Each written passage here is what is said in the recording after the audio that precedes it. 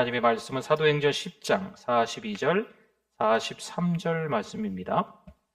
은혜 받으실 하나님의 말씀은 사도행전 10장 42절, 43절 우리 같이 한번 읽어보겠습니다. 우리에게 명하사 백성에게 전도하되 하나님이 살아있는 자와 죽은 자의 재판장으로 정하신 자가 곧 이 사람인 것을 증언하게 하셨고 그에 대하여 모든 선지자도 증언하되 그를 믿는 사람들이 다 그의 이름을 힘입어 죄 사함을 받는다 하였느니라. 아멘. 우리 여객분들과 우리 반갑게 우리 서로 한번 보시면서 우리 인사 나누시겠습니다. 잘 오셨습니다. 은혜 많이 받으세요. 반갑습니다. 네. 벌써 2024년 11달이 훌쩍 지나갔습니다. 오늘은 12번째 달의 첫날, 우리 주일이기도 하네요. 우리 11달을 보내시면서 우리에게 주어져 있는 시간들을 어떻게 사용하셨습니까? 때로는 우리에게 돈이 주어질 수도 있지요. 이 돈을 또 어떻게 쓰셨습니까? 또 우리 몸도 11달 동안 어떻게 관리하셨습니까? 또 우리의 신앙은 어떨까요? 우리 삶의 영역에서 중요한 것들이 여러 가지가 있겠지만 이 신앙이 혹시 형식적으로 빠지진 않았습니까? 아니면 하나님께 정말 순종하면서 그렇게 사셨습니까? 이 나름대로의 삶에서 어떤 경계가 있는 것 같아요. 어떤 이 담이 있는 거지요. 지금까지 내가 살아오면서 삶의 어떤 기준이 뚜렷한 분들이 있습니다. 그런데 그 기준들이 내 기준인지 아니면 하나님의 계획과 하나님의 뜻과 하나님께서 원하시는 방법대로 살아가는 기준인지를 한번 점검해 보셨으면 좋겠습니다. 우리가 나름대로의 그 기준, 그 담이 너무 높아요. 그리고 그 담이 너무 두텁습니다. 이 담을 허물 자가 없는 거죠.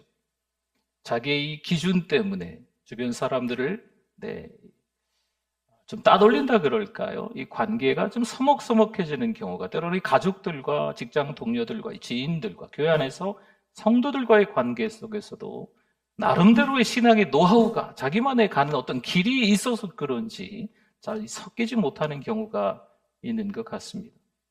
오늘은 또 이 말씀을 통해서 다시 한번 우리의 삶이 어떠했는지 한번 살펴보고 같이 은혜를 나누려고 합니다.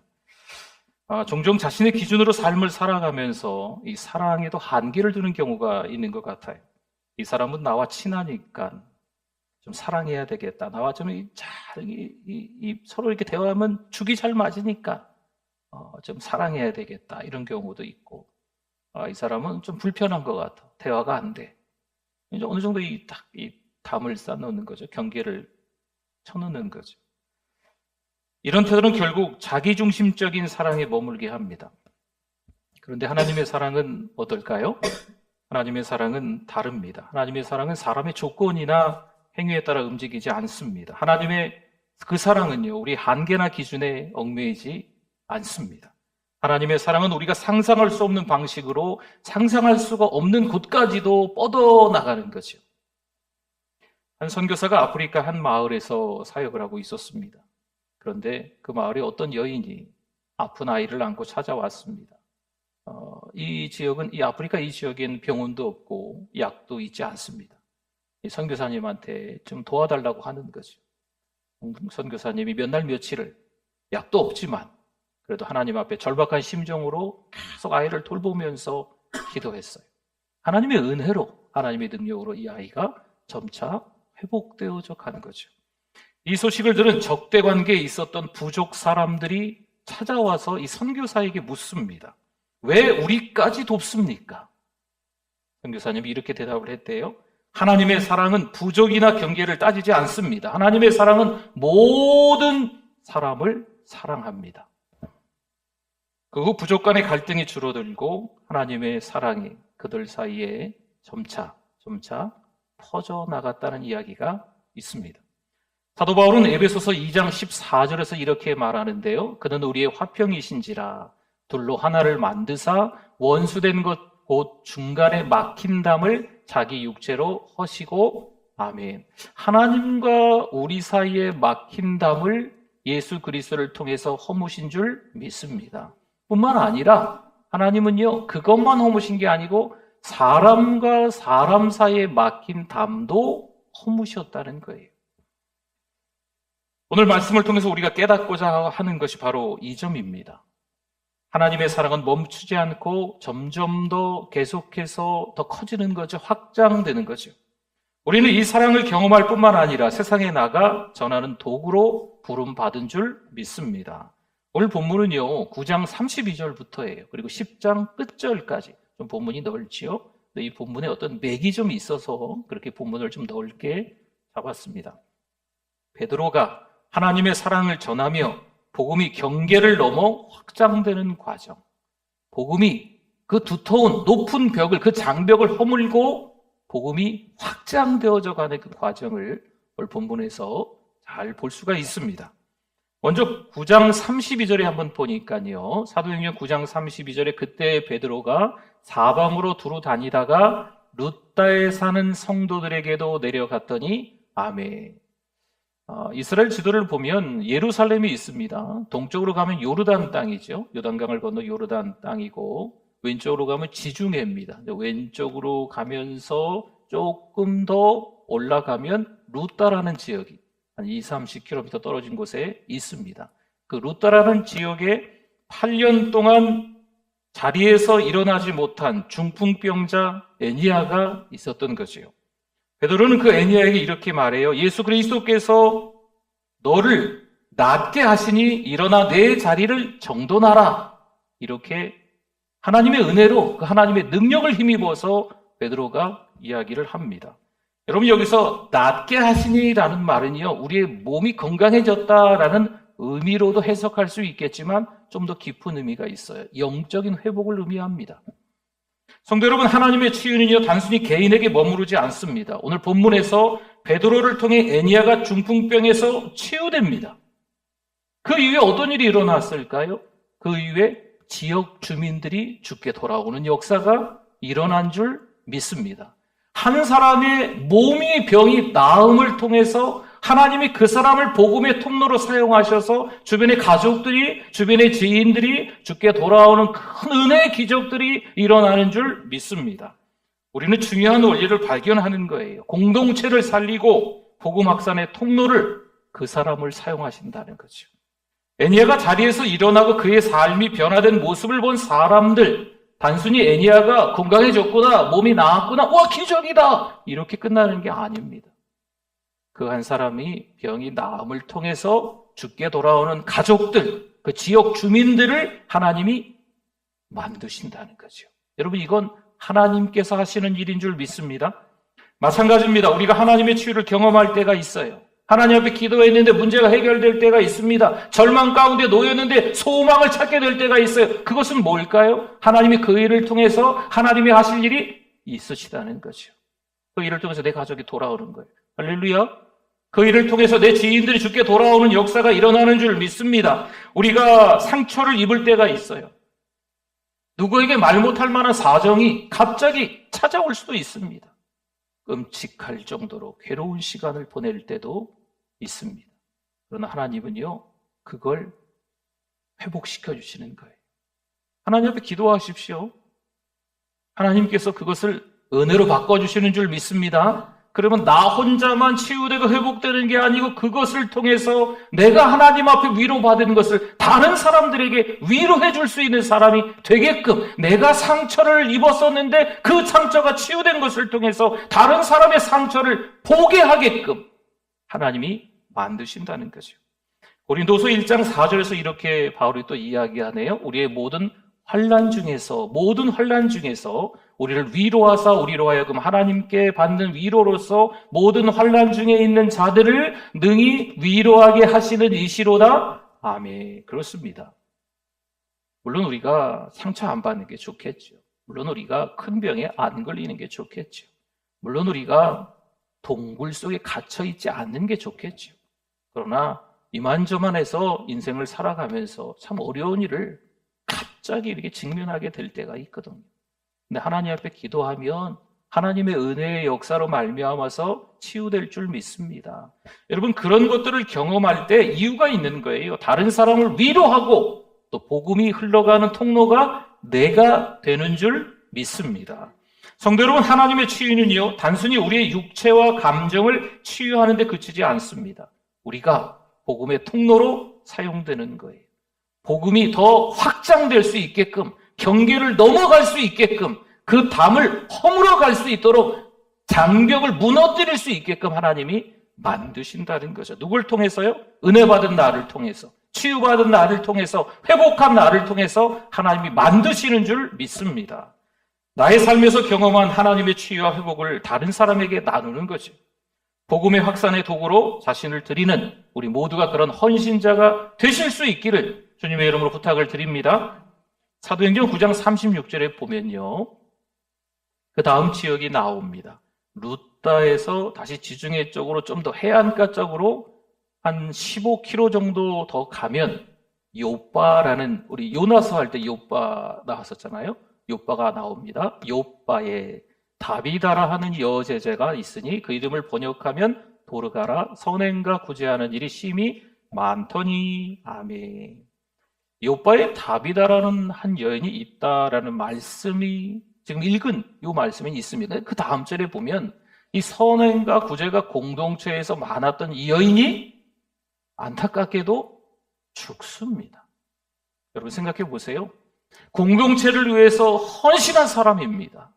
누가 뭐래도 많은 사람들이 있어도 이 공동체에서 선행과 구제에 아주 특별히 열심인 사람 한 사람을 꼽으라고 하면 이 사람밖에 없는 거예요. 다비다라는 거예요.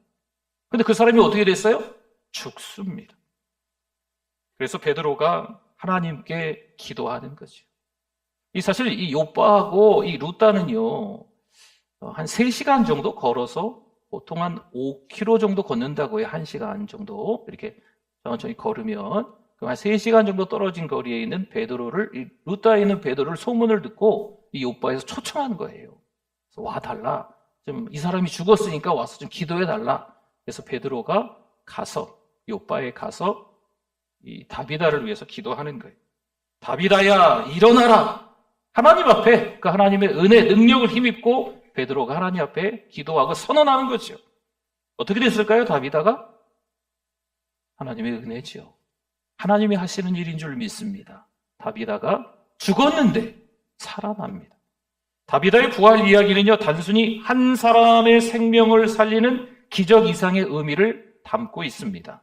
그녀는 그저 개인적으로 사랑받던 사람이 아니었지요. 공동체를 섬기며 선행과 구제로 사랑을 실천하던 여인입니다. 그녀의 죽음은 단순한 슬픔을 넘어서 이 공동체 전체의 절망을 가져온 게 틀림이 없습니다. 그러나 베드로가 하나님의 능력을 의지해서 그녀를 다시 살렸을 때 그 사건은 한 개인의 회복을 넘어서 공동체 전체를 새롭게 살리는, 절망에 빠져있는 공동체를 소망의 공동체로 바꾸는 역사로 바꾸신 줄 믿습니다. 사도행전 9장 42절에 한번 볼까요? 온 요빠 사람이 알고, 이 다비다라는 여인이 죽었다가 살아나는 걸 이 요빠 지역에 있는 사람이 다 알게 된 거예요. 그럼 뭐라고 나와 있습니까? 많은 사람이 주를 믿더라. 아멘. 루다에서 한 여인이 중풍병으로 8년 동안 고생했는데 하나님이 고쳐주셨어요. 이 애니아라는 여인. 그 지역 주민들이 다 주를 믿더라. 한 3시간 떨어져 있는 이 해안가, 지중해 해안가 지역에 있는 요빠에도 이미 죽은 한 여인이 있었어요. 그러나 하나님의 은혜로 그 다비다가 살아났을 때 그 지역에 있는 사람들이 다 주를 믿는, 이 공동체가 주를 믿는 역사가 일어난 줄 믿습니다. 여러분, 복음이 확산되는 거지요. 하나님의 영광이 드러나는 거예요.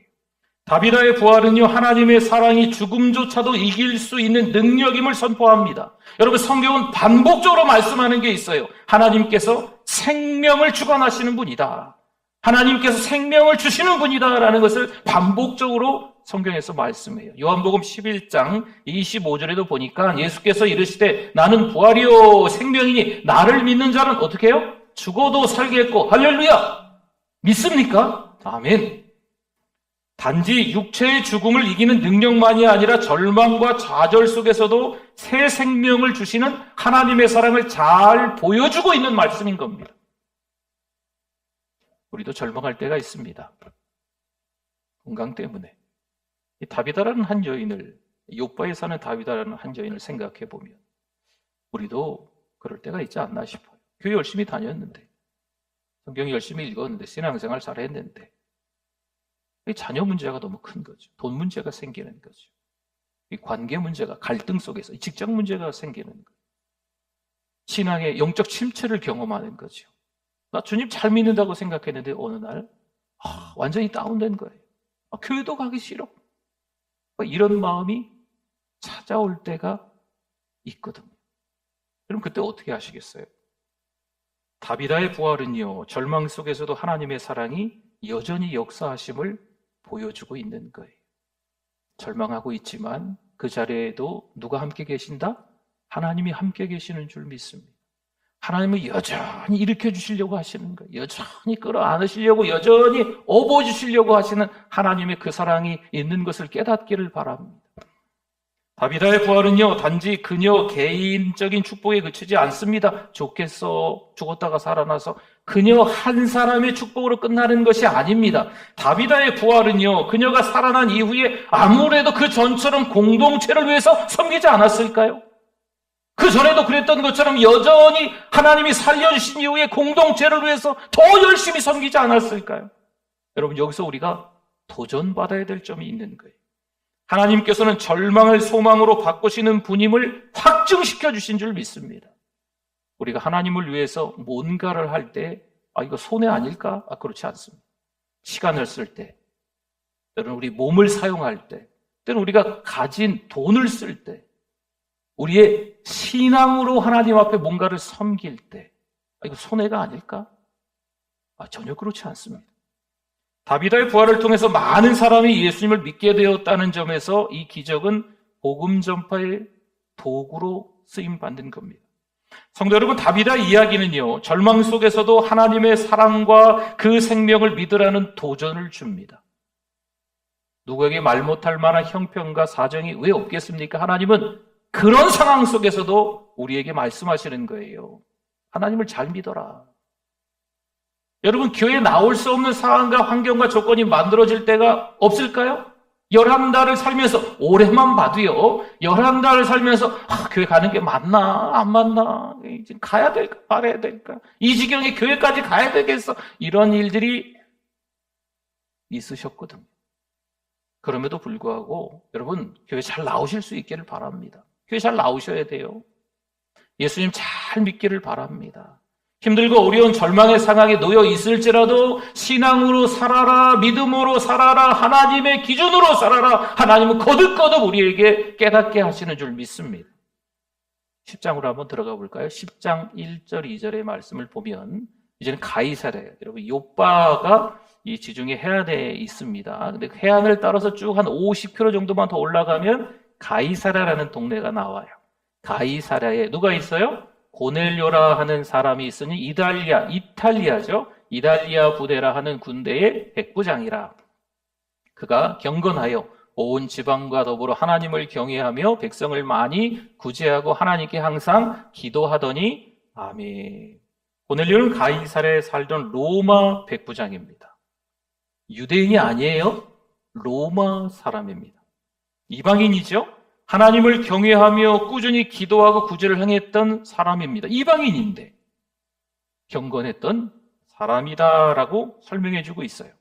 여러분도 잘 아시는 것처럼 유대인과 이방인 사이에는요, 이미 편견이 있습니다. 고정관념이 있어요. 이 벽이 너무 높아요. 너무 두터워요. 이 벽을 허물 자가 있을까 싶을 정도로 유대인과 이방인 사이에서는요, 확실한 경계가 있습니다. 베드로가 욥바에서 기도하던 가운데 하나님께서 환상을 통해 새로운 메시지를 주셨지요. 지금 사도행전 10장의 스토리입니다. 하늘에서 보자기 같은 큰 그릇이 내려와요. 들어보신 적 있죠? 그렇죠? 하늘에서 큰 보자기 같은 큰 그릇이 내려와서 그 안에 유대 율법에서 부정하다고 여겨지는 각종 짐승들이 있었습니다. 하나님이 말씀하시죠. 베드로야, 일어나 잡아먹으라. 베드로가 뭐라 그랬을까요? 주여 그럴 수 없나이다. 속되고 깨끗하지 아니한 것을 내가 결코 먹지 아니하였나이다. 지금까지 내가 그것을 먹지 아니하고 지켰습니다. 거절입니다, 하나님. 이러는 거죠. 하나님은 다시 한번 하나님께서 깨끗하게 하신 것을 네가 속되다 하지 말라 말씀하십니다. 이게 3번 반복적으로 일어나게 됩니다. 이 사건은요, 베드로에게 깊은 깨달음을 주었습니다. 이 환상은 단순히 음식에 대한 규례를 바꾸라는 메시지가 아닙니다. 하나님은 이를 통해 유대인들이 가지고 있던 이방인에 대한 편견, 선입견, 고정관념, 이런 장벽들을 허무시고 구원이 모든 민족에게 열려 있음을 선포하시는 아주 중요한 장면입니다. 유대인들에게 이방인은요, 정결하지 않은 존재로 여겨졌습니다. 여러분 들어보셨지요? 유대인들에게 이방인은요, 개, 돼지입니다. 그 정도밖에 안 돼요. 그러나 하나님은 이 환상을 통해서 모든 민족과 사람은 하나님의 구원 계획 안에 있다라는 것을 선포하시는 거죠. 이 메시지는 베드로가 가진 문화적 고정관념과 종교적 편견을 깨트리는 아주 강력한 도전임에 틀림이 없습니다. 환상을 본 직후 고넬료가 보낸 사람들이 베드로를 찾아옵니다. 하나님께서 베드로에게 그때 이렇게 말씀하세요. 함께 가라. 내가 그들을 보냈다라고 하나님이 말씀하시는 거죠. 베드로는 곧장 가이사랴로 향합니다. 이는 단순히 육체적인 이동이 아니에요. 요바에서 가이사랴까지 한 50km 되니까 한 10시간? 얼마나 고된 여정입니까? 요바에서 가이사랴까지 해안도로를 따라서 쭉 오랫동안 갔구나, 힘들겠다, 이런 것만 의미하는 게 아니에요. 자신의 신앙적 한계를 넘어서는 영적인 순종의 여정, 베드로에게는요, 우리에게도 마찬가지입니다. 고넬료는 하나님을 경외하며 꾸준히 기도하고 구제를 실천하는 경건한 이방인이었지만 아직까지는 구원의 확신을 갖지 못한 상태로 보여집니다.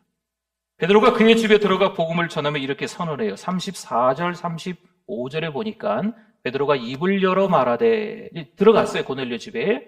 고넬료의 가족과 아는 사람들이 다 모여 있어요. 내가 참으로 하나님은 사람의 외모를 보지 아니하시고 각 나라 중 하나님을 경외하며 의를 행하는 사람은 다 받으시는 줄 깨달았도다. 환상을 보고 났기 때문에 지금 베드로가 이렇게 고백할 수 있는 거죠. 복음이 유대인뿐 아니라 이방인에게까지 전해지는 중요한 순간으로 하나님의 그 구원이 모든 민족과 문화를 넘어서는 것을 잘 보여줍니다. 베드로가 설교를 마쳤어요. 그때 고넬료와 그의 가족, 집에 모인 사람들에게 성령이 임하셨습니다. 이는 오순절 사건 이후 이방인들에게 처음으로 성령이 임한 사건입니다. 이방인들이 성령을 받고 방언으로 하나님을 찬양하는 모습을 보면서 베드로가 우리 10장의 맨 끝절로 47절, 48절에 가보면요, 이런 말씀이 있어요. 누가 능히 물로 세례 베품을 금하리요. 그 현장에서 베드로가 그 이방인들에게 세례를 베풉니다. 이 사건은요, 초대교회의 아주 중요한 전환점이 됐습니다. 유대인들은 구원이 모든 민족에게 열려 있음을 깨달았던 거죠. 베드로는 이방인들에게 복음을 전하며 하나님의 사랑이 모든 사람들을 위한 것임을 선포했습니다. 성도 여러분, 오늘날 우리도 혹시 편견이 있지 않습니까? 선입견이, 어떤 고정관념이 있지 않습니까? 내가 복음을 다른 사람들에게는 다 전해도 저 사람에게는 전할 수 없어. 저런 스타일의 사람에게는 나랑 맞지 않기 때문에 내가 상대도 상종도 하지 않을 거야. 내 신앙의 기준이 이거기 때문에 저런 사람들은 나한테 아웃! 이런 고정관념, 편견이, 선입견이 있지 않습니까? 하나님의 사랑이 우리 한계를 뛰어넘어 흘러가도록 마음을 활짝 이제부터 여실 수 있기를 바랍니다. 여러분, 복음을 전하는 건 내 힘과 노력이라고요? 아니라니까요. 예수님의 권세로 하는 거예요. 하늘과 땅의 모든 권세를 내게 주셨다의 그 내게는 예수님입니다. 우리가 아니에요. 하늘과 땅의 모든 권세를 예수님이 가지고 계시고 그 예수님이 우리에게 뭐라고 말씀하시는 거예요? 가라 말씀하시는 거죠. 권세는 나에게 있는 게 아니고 누구에게 있습니까? 예수님에게 있는 거죠. 권세를 가지고 계신 분께서 우리가 힘도 없고 때로는 또 연약하고 부족하지만 말주변도 없지만 때로는 자식을 잘 못 키워서 자식에게 본이 되지 않는 부모이지만 그럼에도 불구하고 자식 보고 예수 믿어라, 교회 가자 라고 이야기할 수 있다는 거예요. 할렐루야. 생각나는 분이 있으면 그분에게 복음을 전하시면 이번 성탄절에 우리 VIP를 초청하려고 합니다. 그것도 하나님이 하시는 일이라 한 분이 오실지 100명이 오실지 모르죠. 우리는 어쨌든 기도하는 게 좀 필요합니다. 내 힘과 내 노력으로 전하는 게 아니에요. 내가 그만큼 내 자식에게 잘해줬으니까 내가 복음을 전해야지, 아니라니까요. 살다 보니까 잘해준 게 별로 없을 수도 있어요. 가장 잘해주는 건 예수님 믿게 하는 거잖아요. 그러니까 예수님이 권세로 말미암아서 예수 믿으라고 얘기하시라니까요. 여러분 옆에 지인들에게도 마찬가지입니다. 내가 그 지인에게 지금까지 얼마나 잘해줬나? 아니라니까요. 그거 상관없다니까요. 기도하십시오. 그리고 예수 그리스도의 이름을 선포하십시오. 예수 믿으세요. 교회 갑시다. 선포하셔서 주께 돌아오게 될 줄 믿습니다. 갈라디아서 3장 28절을 한번 볼까요? 너희는 유대인이나 헬라인이나 종이나 자유인이나 남자나 여자나 다 그리스도 예수 안에서 뭐라고요? 하나이니라. 아멘. 누구는 되고 누구는 안 되고, 누구는 자격이 있고 누구는 자격이 없고, 누구는 교회 올 사람이고 누구는 교회 오지 않을 사람이고, 여러분 우리가 만들어 놓은 어떤 경계, 이 담이라는 거 너무 높아요. 너무 두터워요. 이걸 허물어야 돼요, 빨리. 그리고 그들에게 우리의 힘과 노력이 아니고 예수님의 권세로 복음을 전해야 될 줄 믿습니다. 오늘 말씀은 하나님의 사랑이 유대인의 경계를 넘어서 이방인에게까지 확장된 모습을 보여줍니다. 베드로가 루다에서 중풍병에 걸린 애니아를 치유하며 한 개인의 삶을 회복시킵니다. 그때 어떤 일이 일어났어요? 지역 주민들이 다 죽게 돌아오죠. 요바에서 다비다를 다시 살려서 공동체 전체의 생명과 소망을 회복시켜 줍니다. 공동체가 절망에 빠졌었는데 다시 소망으로 살아가는, 주님께 돌아오는, 주님을 알게 되는 역사가 일어나는 거죠. 가이사랴에서는 고넬료와 그의 가족에게 복음을 전하며 하나님의 사랑이 유대인뿐 아니라 모든 민족에게 열려 있음을 선포하는 장면이 나오는 거예요. 이건 다 누가 하시는 거다? 베드로가 했죠. 베드로가 능력 받으니까 베드로가 한 거죠. 여러분 이거 잘못 아시면 안 돼요. 베드로가 한 게 아니라 누가 했다고요? 하나님이 하시는 거예요. 베드로는 통로로 사용되는 거죠. 목사가 하는 게 아니에요. 아주 신실한 어떤 성도 신자가 하는 게 아니에요. 하나님이 주신 은혜의 기적을 경험한, 치유받은, 회복된, 은혜 받은 우리가 통로가 돼서 복음 전파의 도구로 사용되는 것인 줄 믿습니다. 하나님이 은혜를 주셨으면 그 은혜가 흘러가야 될 줄 믿습니다. 하나님이 치유의 경험을 해주셨으면, 회복의 경험을 해주셨으면, 중병에 걸렸음에도 불구하고 감사할 수 있는 믿음이 생겼다면 그 믿음을 아픈 자들에게 이야기해야 돼요. 하나님의 말씀을 통해서 은혜 받았다면 그 은혜 받은 걸 가지고 또 사랑방에서 은혜를 나누셔요. 가족들에게 이야기하십시오. 나 은혜 받았다. 왜 은혜 받았다는 얘기가 안 나올까요? 좀 쑥스러우세요? 부부간에 은혜 받았다는 얘기를 왜 못하실까요? 자녀에게 왜 못하실까요? 안 해봐서 그래, 안 해봐서 지금까지. 지금서부터 해보시면 돼요. 오늘 하나님께서 나를 고쳐주셨어요. 하나님께서 나를 치료해 주셨어요. 하나님께서 나를 회복시켜 주셨어요. 하나님의 말씀을 통해서 오늘 내가 새 힘을 얻게 됐어요. 이야기하실 수 있기를 바랍니다. 성도 여러분, 놀라운 그 하나님의 사랑은요, 초대교회만 머무르는 게 아니에요. 지금 오늘을 살아가는 우리의 가정, 우리의 일터, 우리의 교회에도 동일하게 하나님의 사랑은 확장되는 것인 줄 믿습니다. 누굴 통해서요? 우리를 통해서. 하나님께 부름받은 우리를 통해서입니다. 하나님은 오늘도 우리를 사용해서 그분의 사랑을 확장시키길 원하십니다. 성도 여러분, 경계를 허무십시오. 내가 만들어 놓은 기준을 허무십시오. 내가 세워놓은 어떤 계획을 무너뜨리셔야 돼요. 하나님의 기준이 우선입니다. 하나님의 계획이, 하나님의 때가 우선이에요. 하나님의 사랑은요, 경계 없는 사랑입니다. 어느 누구에게나, 모든 민족에게나 동일하게 흘러가는 줄 믿습니다. 우리를 통해서 그 하나님의 사랑이 흘러갈 수 있기를 바랍니다. 아멘. 우리 같이 기도하겠습니다. 우리 말씀을 생각하면서 경계를 세웠던 우리를 회개하고 믿음의 용기를 주셔서 복음을 전할 수 있게 하여 주시옵소서. 우리 주여 한번 부르시고 기도합니다. 주여, 하나님 아버지 은혜를 감사합니다. 오늘 이 아침에 하나님 우리를 사랑하여 주셔서 예배자 되게 하시고 하나님의 은혜를 경험하게 하신 하나님 감사합니다.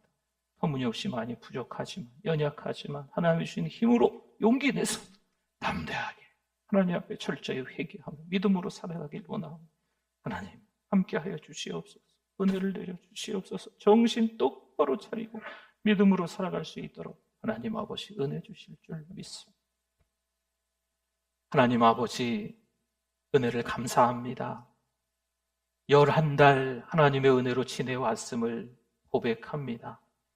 내 뜻, 내 계획, 내 방식으로 살아왔던 것을 회개합니다. 12번째 달 다니엘 세일의 기도회를 통해서 다시 한번 하나님을 만나게 하시고 기도를 통해서 기대하며 기도를 통해서 하나님의 능력을 발할 수 있도록 은혜를 더하여 주시옵소서. 예수님의 이름으로 기도드립니다. 아멘.